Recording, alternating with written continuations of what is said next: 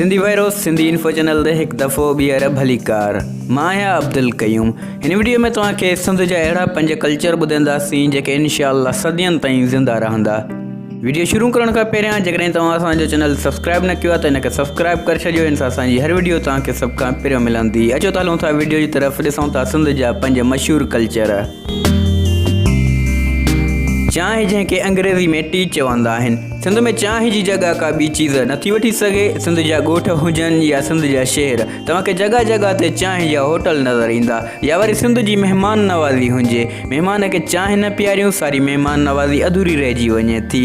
इन करे चांहि खे बि सिंधी कल्चर जो हिसो सम्झियो वियो आहे। सिंधी कल्चर मां चांहि ख़तमु थी वञे इहो नामुमकिन आहे। सिंधी वायरो सिंध में मौसीक़ी जे अरूज खे बि सिंध जे कल्चर जो हिसो सम्झियो वञे थो।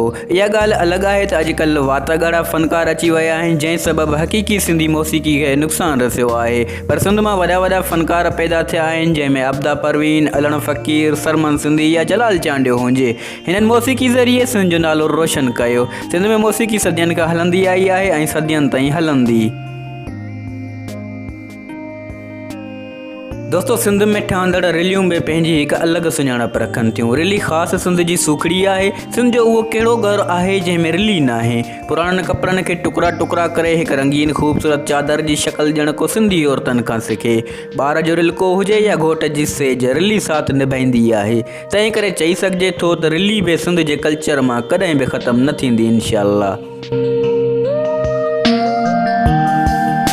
दोस्तों, सिंधी टोपी खे असां ॿिए नंबर ते रखियो आहे जेका हमेशह सिंधी कल्चर में ज़िंदा रहंदी। सिंधी टोपी उन मख़सूस टोपी खे चयो वेंदो आहे जेका हिकु मेहराबी शक्ल में अॻियां खां कटियल हूंदी आहे। अॼुकल्ह ही टोपी पठान ऐं सराइकी माण्हू बि पाईंदा आहिनि। अजरक जियां सिंधी टोपी बि सिंध जे कल्चर जी साह वारी रग आहे। इनशाअल्लाह ही बि सदियनि ताईं सिंधी कल्चर में ज़िंदा रहंदी।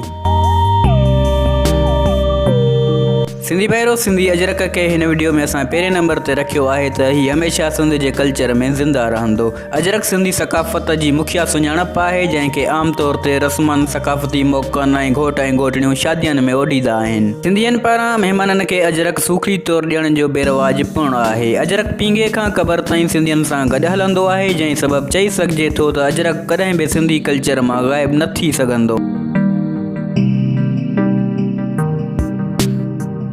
सिंधी वायरो उम्मीद आहे हीअ वीडियो तव्हांखे पसंदि आई हूंदी। वीडियो खे लाइक ज़रूरु कंदा ऐं चैनल खे सब्सक्राइब। हीअ वीडियो तव्हां व्हाट्सएप ते दोस्तनि सां शेयर बि करे सघो था। हिन वीडियो जे हेठां तव्हांखे शेयर जो ऑप्शन मिलंदो। मिलूं था नेक्स्ट वीडियो में। अल्लाह हाफ़िज़।